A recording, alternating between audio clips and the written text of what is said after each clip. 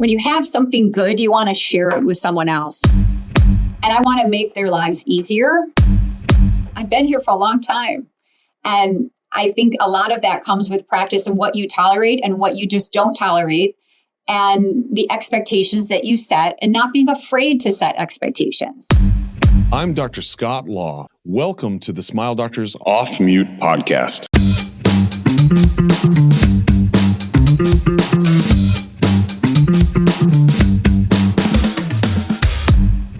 Mentorship is a cycle of growth, and oftentimes when done well, it's hard to tell who learns more, the mentor or the mentee. And it always shapes who we become and how we lead. So today, Dr. Jackie Zimmer from Prairie Orthodontics in Illinois, this cycle for her means that she wants to help others, other women, other young and new orthodontists in the field to be successful based on her experience and things that she has learned along the way.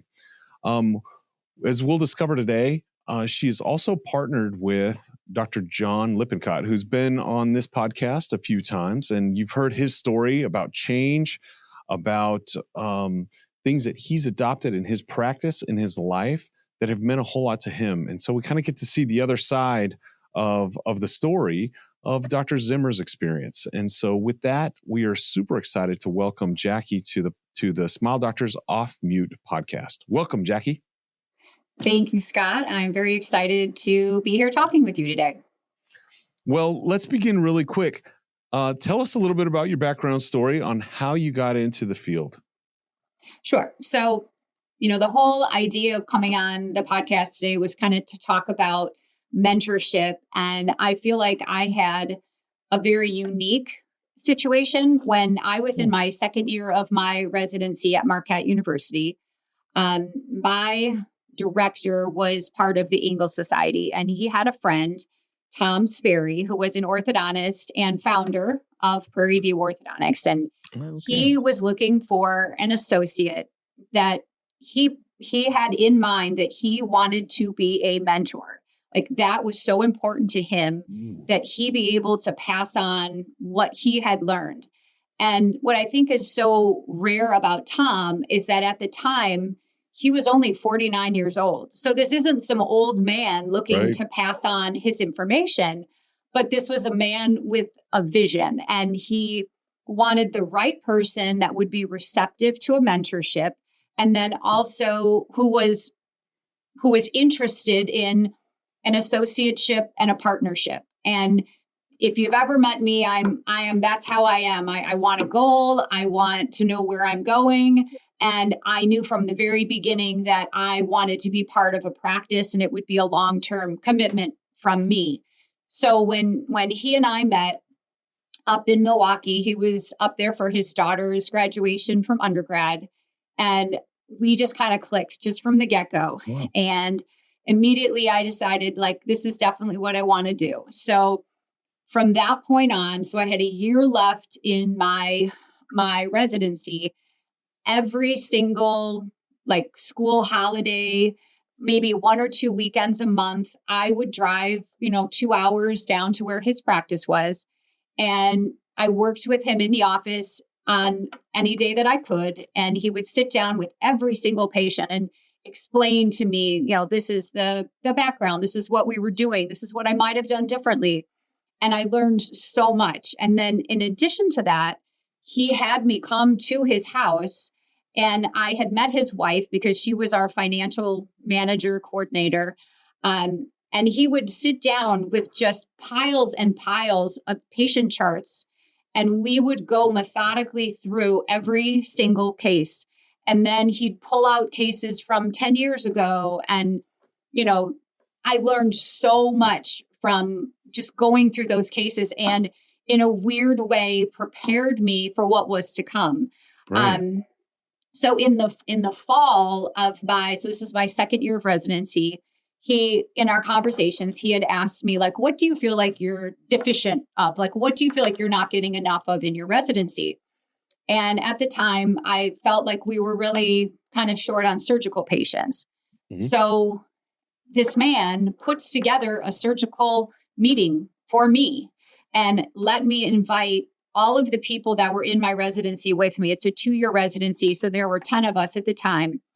And he came, it was all day Friday. And then Saturday morning, he brought an oral surgeon from our community who, in the future, I got to know and work with very, very well, Jim McGow.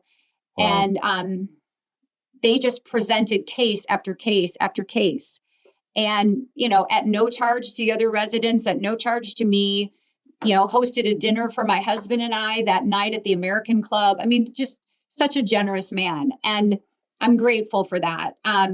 The story kind of goes that, we got to be very, very good friends. And he started not feeling well, probably about Christmas time. So I'd been with him for about 6 months, but it's amazing how much we had done in that period of time. But we didn't really know what was going on with him. And then over my spring break, he took my husband and I on a backcountry ski trip in Estes Park, Colorado. And at that point, he was having a hard time breathing, but Tom was just, go forward, we're going to do it. We stayed overnight in these flimsy little tents. It was cold. It was kind of miserable, but like amazing. Yeah. And unfortunately, about a month later, Tom passed away. Wow. So he had cholangiocarcinoma, which when you're doing a differential diagnosis, you get to at the very end of the list. Wow. And so by the time he was diagnosed, he was basically in hospice care. Yeah. So, I mean, he and I had gotten so close that the day he died, I drove down to his house and held his hand at his bedside.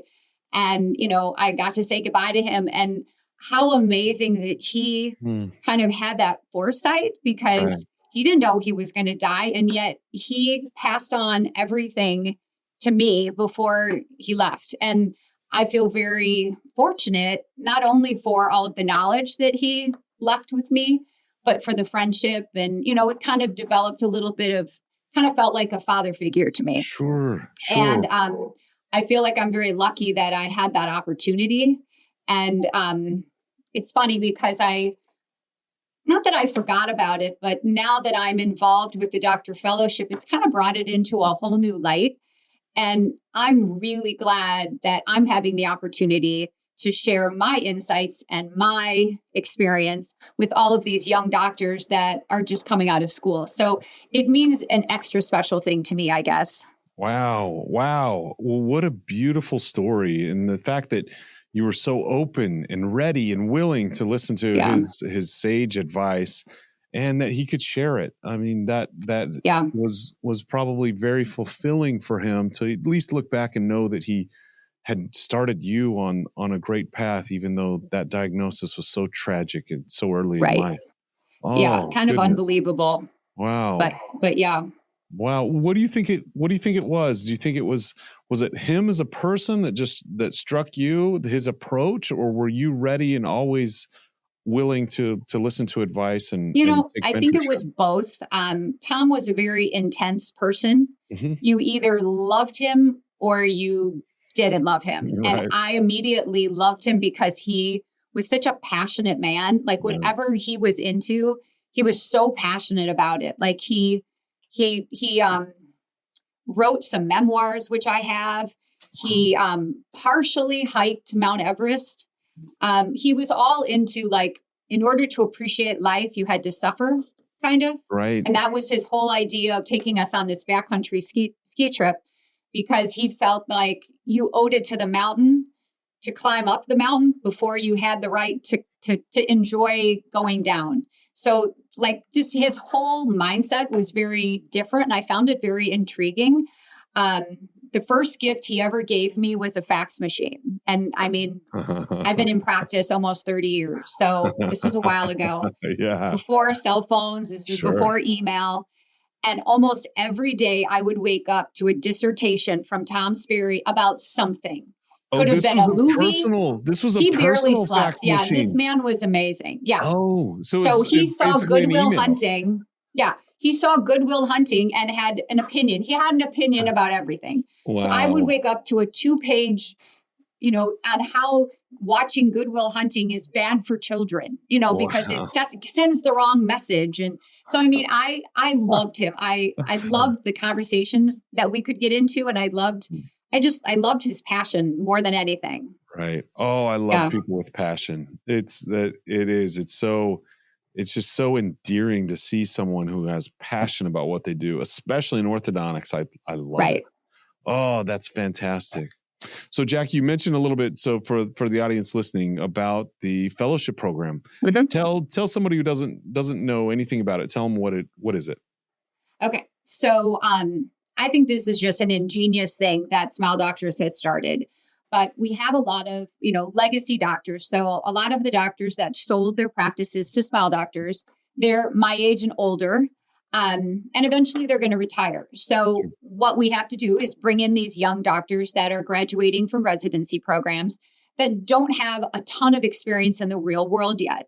So what Smile Doctors is doing is they're bringing all of these young doctors together and then pairing them up with mentors, people that have been in practice for a long time and that have a lot of experience. And we're mentoring and holding the hand of these young doctors so that they can be successful and, they can learn from our mistakes or learn from our successes. And it's very amazing. And I don't think I realized like how fulfilling it can be.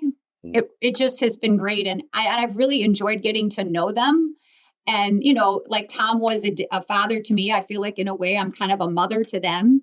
And, just letting them know that they can call me anytime. And, we've had a couple of them in our office and that's super fun. I mean, when you have something good, you want to share it with someone else, right. and I want to make their lives easier.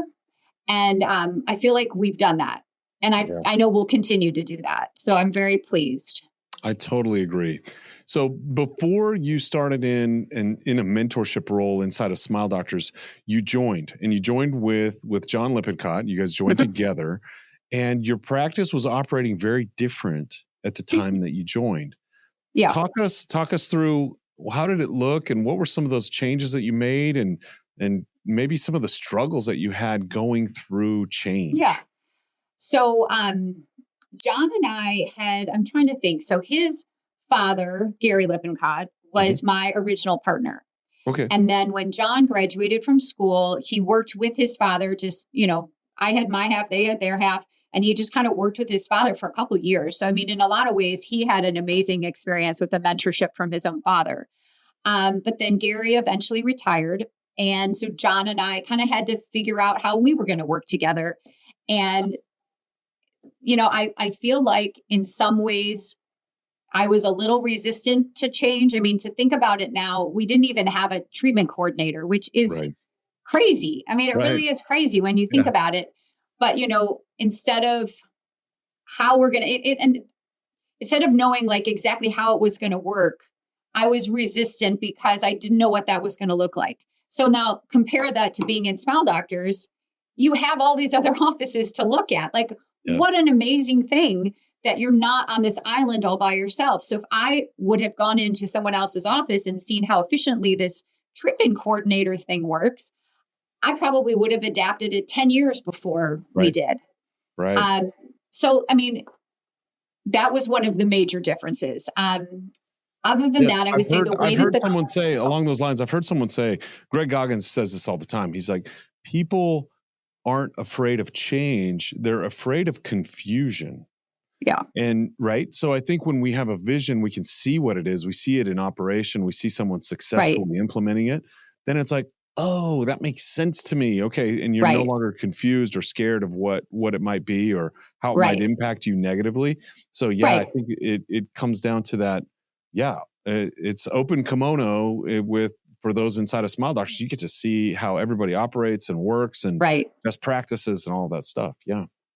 Yeah. I mean, having the corporation and having all of these practices, we have something that someone in private practice just doesn't have. Right. And you don't realize how great it is and, until you get it. And then you think like, how did I do this before? Because it's amazing. Even if I have a difficult case or I have a problem with a patient, I mean, I have 10 people on speed dial that I can call and ask for, ask their opinion on.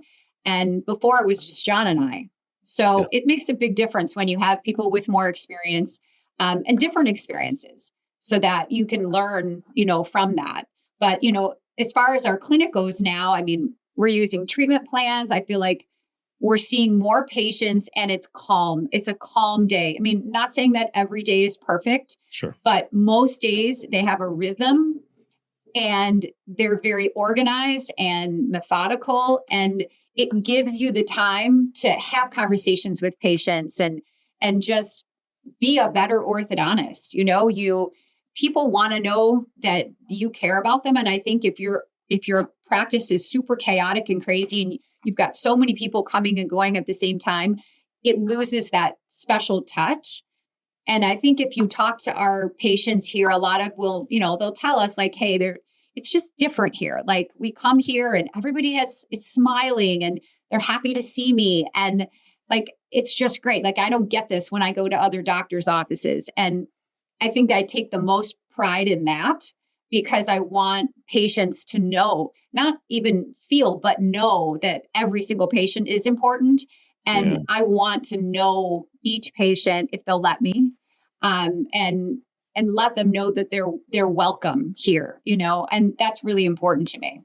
I agree. So I got to visit your practice. There were, I don't know how many of us, I think there were 10 who came and descended on your practice. You had a full day of patients, and anybody who's hosted other doctors in your practice knows it can be a stressful day because you have a lot of questions, a lot of disruptions.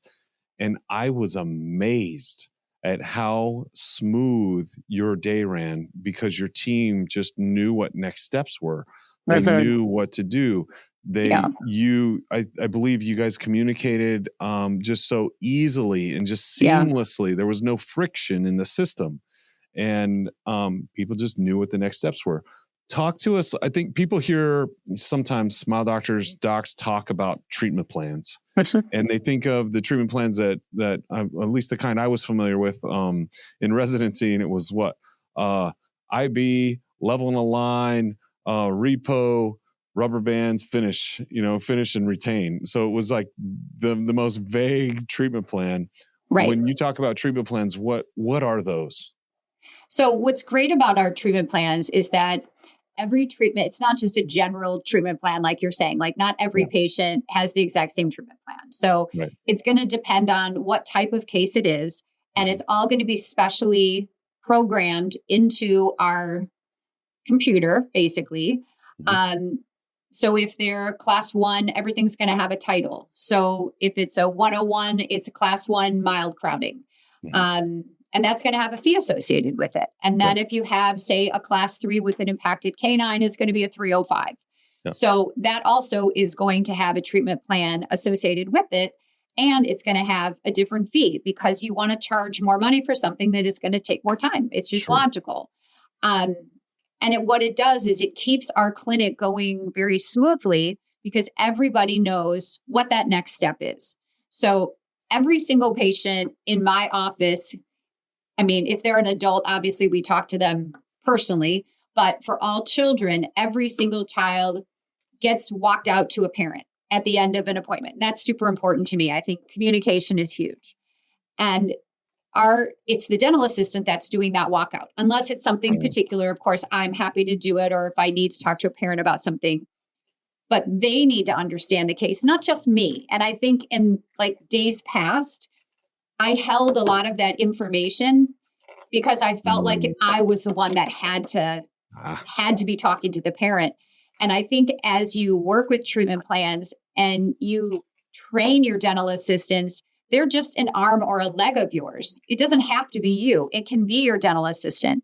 And only if they know what's going on. And I feel like treatment plans keep them connected, keep them educated. And it, again, keeps our clinic flowing because if I say I'm going into a new patient exam room, even if I'm only in there 4 or 5 minutes, they already have everything going with the treat. So they're not sitting there waiting. And I think years ago, before treatment plans, they were instructed just to seat the patient, get them ready to go and just sit and wait. Boy, there was a lot of time wasted when we were doing that. So now, because they know what that next step is, and I've already told them okay, next visit is a certain code. This is what we're doing. They have already prepared that patient.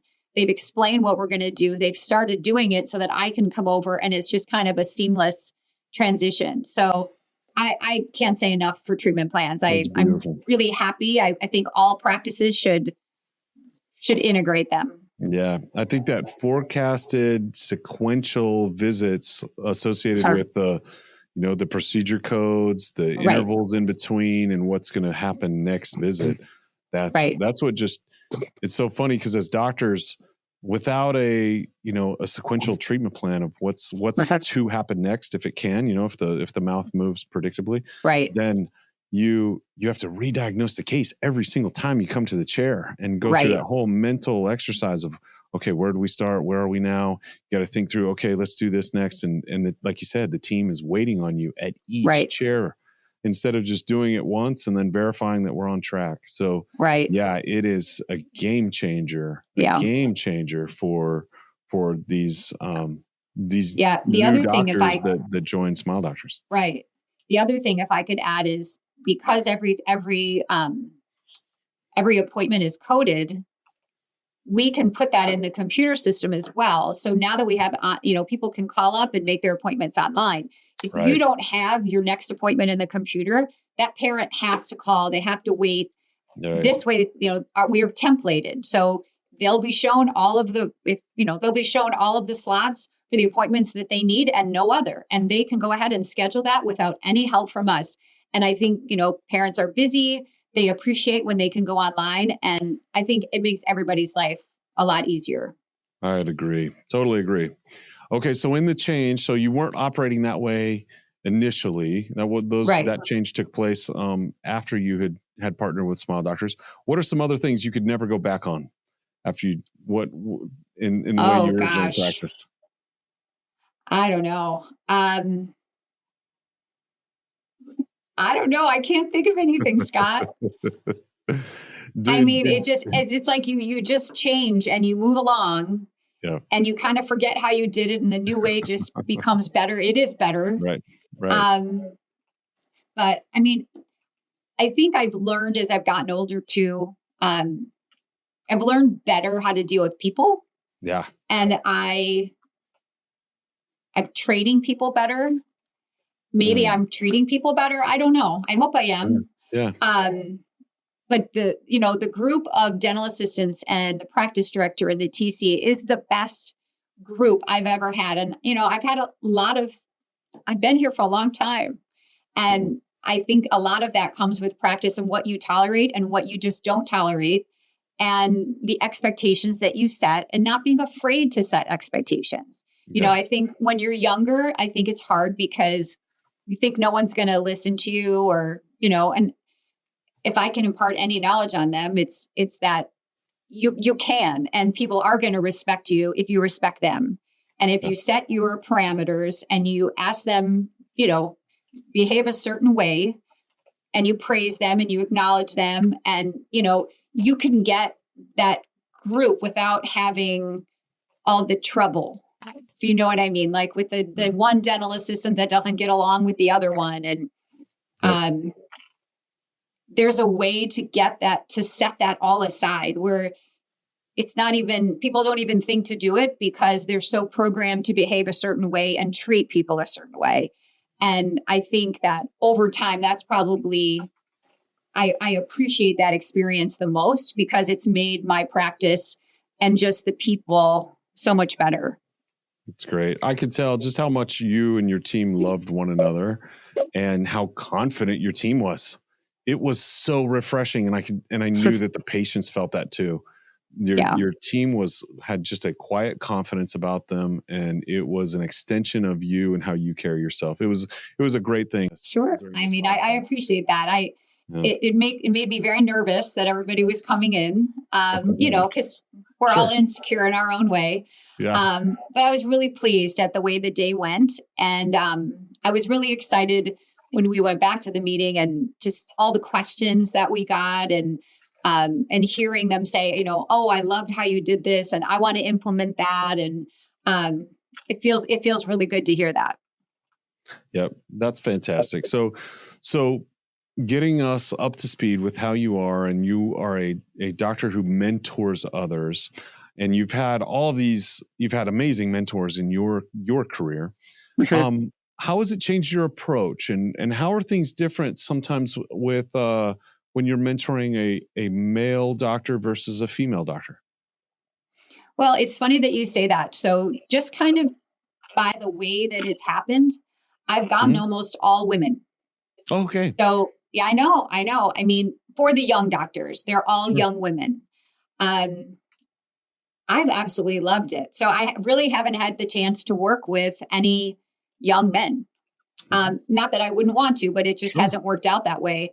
I mean, over the last couple of years, or like probably the last 15 years, I have had various patients or just kids of parents, people that I know that will come in and like shadow me for the day.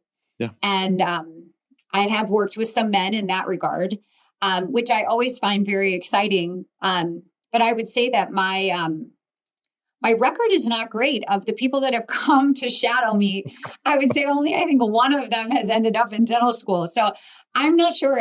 I kind of feel like I might be scaring them off. So I think I need to temper down my explanations a little bit. But it's not an easy road. You have to be very committed. And so maybe I scare people off when I, tell them what would be expected of them if they want to try to get a residency. But I really enjoy having someone come in, even if it's just for a day, like a young college kid or even a high school kid. I've enjoyed having people come in. This is different. This is on a totally different level with the women that I'm working with today. But they're all just great in their own ways. And I love their excitement. They're just so eager to be good and just to do a good job and to be good doctors for their staff. And I find it very refreshing and exciting. I think working with women is it's everything. I love to see women in this type of a job, and I love to see them succeeding. So it's been a really good experience. That is awesome. Yeah, you guys have a superpower in this field. I would say it's just beautiful to see when I see the connection that you have immediately with moms in the field, and it's just like, wow. Moms immediately open up. I think they feel a lot more comfortable sometimes with a female orthodontist, especially when you can relate having kids and carrying the burden of being a mom. And so it's beautiful to see that connection. I love that. Yeah. Love to see our empowered orthodontists and any connection that we can get with parents. It's awesome. Yeah.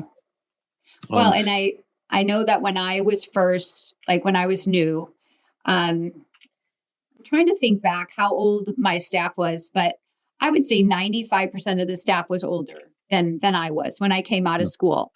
And I remember Tom saying to me, when you start working, it's really important because you're young and you're a woman that you kind of just distinguish yourself and kind of keep yourself separated from the staff. And I'm not sure if that was great advice, but I did take it. And I would have to say that the first couple of years that I was in practice was really lonely because my partner, was John's dad, grown man, married. We're not going to be chummy. I'm a young girl. And I was used to being in my residency, which was full of men.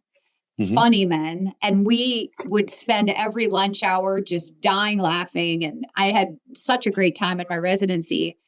And then when I started practice, I find myself just reading a book and eating alone. And I think for the girls that are there now, I love that they have more of a community than I had. And I understand what he was saying. Like you have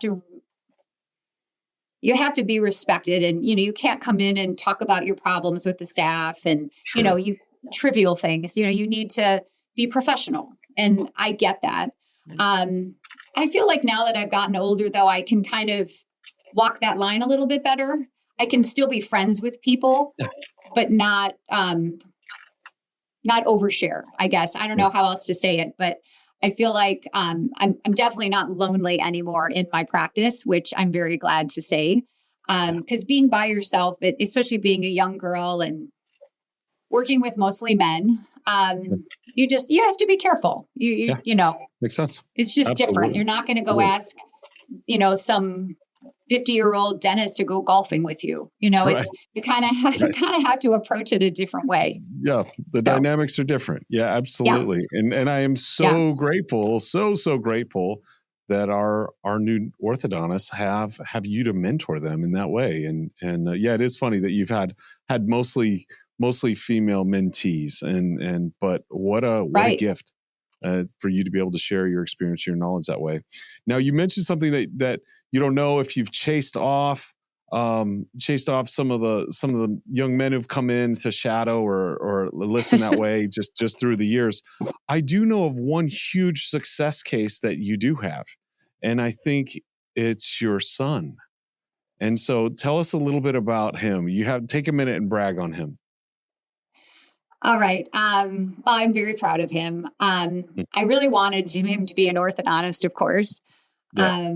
But he's not, he doesn't like the sight of blood. And anyway, ever since he was a little boy, little, like 4, 5, 6, he was drawing airplanes and tanks and wanted to watch, most kids would watch Bob the Builder. We went to the library and we rented history films that had subtitles.